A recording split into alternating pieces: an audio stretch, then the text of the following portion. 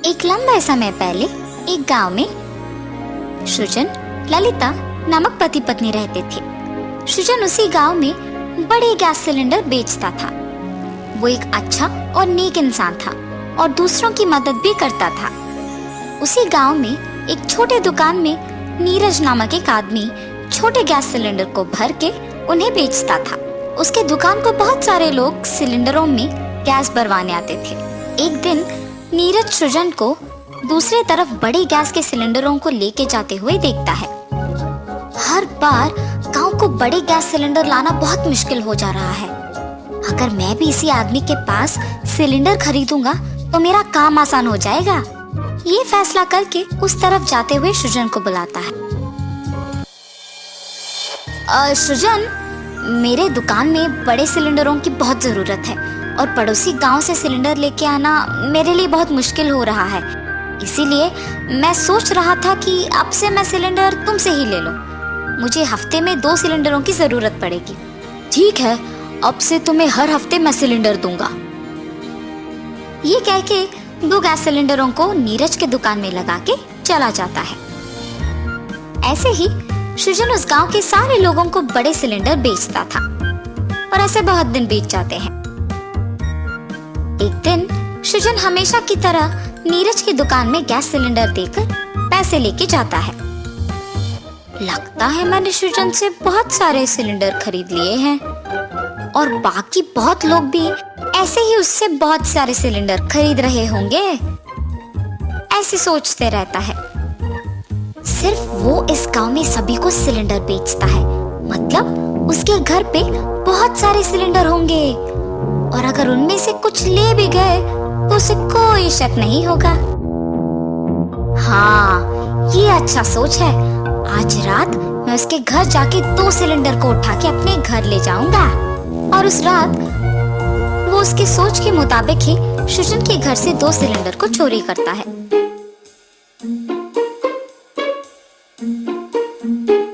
तब से वो हर रोज रात के समय में सृजन के घर से गैस सिलेंडर को चुराता था। ऐसे ही बहुत दिन बीत जाते हैं। एक दिन रात को जब वो सिलेंडर चुरा के उसके घर जाता है तब वो सोचने लगता है, अब तक मैंने सृजन के घर से बहुत सारे सिलेंडर चुराए हैं और अगर मेरे पास खत्म भी हो गए तो वापस चुरा सकता हूँ, तो फिर उसे सिलेंडर खरीदने की क्या जरूरत है अब। इसीलिए मैं सृजन से कह दूंगा कि मुझे सिलेंडर देना बंद करे। अगले दिन सृजन गैस सिलेंडर लेकर नीरज के दुकान जाता है। और सृजन, आजकल बहुत कम लोग सिलेंडर खरीदने आ रहे हैं और गैस भरवाने के बाद भी वो लोग लौट के नहीं आ रहे हैं। इसीलिए अब से गैस सिलेंडर देना बंद कर दो। ठीक है नीरज। इसका दुकान तो हमेशा लोगों से भीड़ित रहता है। अब भी यहाँ बहुत सारे लोग हैं और ये कह रहा है कि लोग वापस नहीं आ रहे और सिलेंडर बंद करने के लिए भी कह दिया इसने। वैसे इस बात से मेरा क्या लेना देना। ये सोचकर वहां से चले जाता है और ऐसे बहुत दिन बीत जाते हैं। एक दिन सृजन उसके पास मौजूद सारे सिलेंडर की गिनती करने लगता है और बहुत कम सिलेंडर होते देख वो चौंक जाता है। अरे ये क्या, सिलेंडर संख्या में कम लग रहे हैं। मैं तो सिलेंडर को घर पे ही लगा रहा हूँ, तो फिर कैसे गायब हो रहे हैं ये। मेरी बीवी तो घर पे ही रहती है, उससे पूछना होगा कि मेरे घर पे ना होने के समय में अगर कोई आया है। ललिता, ललिता। जी, क्या हुआ? इतने जोर से बुला रहे हैं? क्या कोई हमारे घर से गैस सिलेंडर लेके गया है या गैस सिलेंडर के लिए कोई घर आया है? नहीं तो, कोई भी गैस सिलेंडर के लिए हमारे घर तो नहीं आया है और कोई उन्हें लेके भी नहीं गया है। आप भला ऐसे क्यों पूछ रहे हैं? कुछ नहीं, हमारे घर में गैस सिलेंडर की संख्या बहुत कम हो गई है, इसीलिए।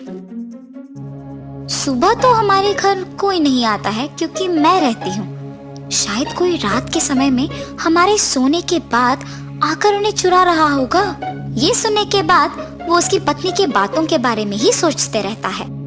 ऐसे कुछ दिन बीत जाने के बाद भी उसे समझ में नहीं आता है कि सिलेंडर कैसे गायब हुए हैं। एक दिन नीरज की दुकान में सारे गैस सिलेंडर खाली हो जाने के कारण वो सिलेंडर के बारे में सोचते रहता है। मेरे पास के सारे सिलेंडर खत्म हो गए हैं।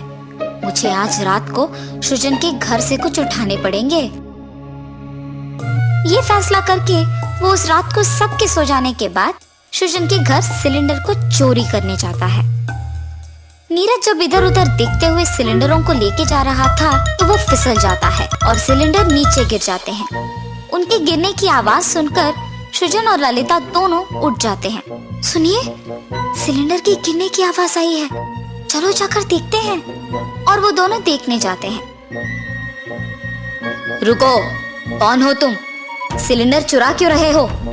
ऐसी बात करते हुए उस आदमी के पास जाता है। वहाँ नीरज को देख वो दंग रह जाता है। नीरज, तो तुम गैस सिलेंडर को चुरा रहे हो? रुको, मैं अभी सभी को बुला के तुम्हारा सच्चाई बताऊंगा।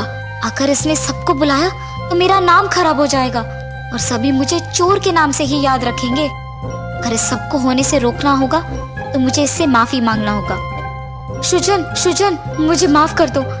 आइंदा ऐसे कभी नहीं होगा। अगर तुमने अब सबको बुलाया तो मेरा नाम बिगड़ जाएगा और सभी मुझे चोर ही समझेंगे। कृपया मेरी बात सुनो, ऐसे मत करो। ये कह के वो दुखी होता है। उसको ऐसे दुखी देख सृजन उसे माफ करता है। उस दिन जब तुमने बोला कि तुम्हें सिलेंडर नहीं चाहिए तो मुझे उसी दिन तुम पे शक आया, लेकिन मैंने कभी ये नहीं सोचा कि तुम ऐसे करोगे।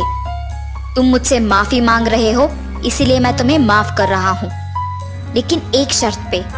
तुमने अब तक जितने भी सिलेंडर चुराए हैं उनके पैसे मुझे देना पड़ेगा। ठीक है, मैं तुम्हारे पैसे दे दूंगा। नीरज को उसकी गलती का एहसास होता है और वो तब से बड़े सिलेंडरों को खरीद के ईमानदारी से छोटे गैस सिलेंडर को भरते हुए और उन्हें बेचते हुए खुशी से रहता है। मेरे लापरवाही के कारण ही वो घर आके उन सिलेंडरों को चुरा पाया है। मुझे अब से चौकन्ना रहना होगा। अब तो उसने पकड़ जाने के कारण पैसे दे दिए, वरना क्या होता? मुझे ध्यान से काम करना होगा। ये सोचकर तब से वो उसका काम बहुत ध्यान से करता है और सिलेंडरों को बेच के आए हुए पैसों से खुशी खुशी जीता है।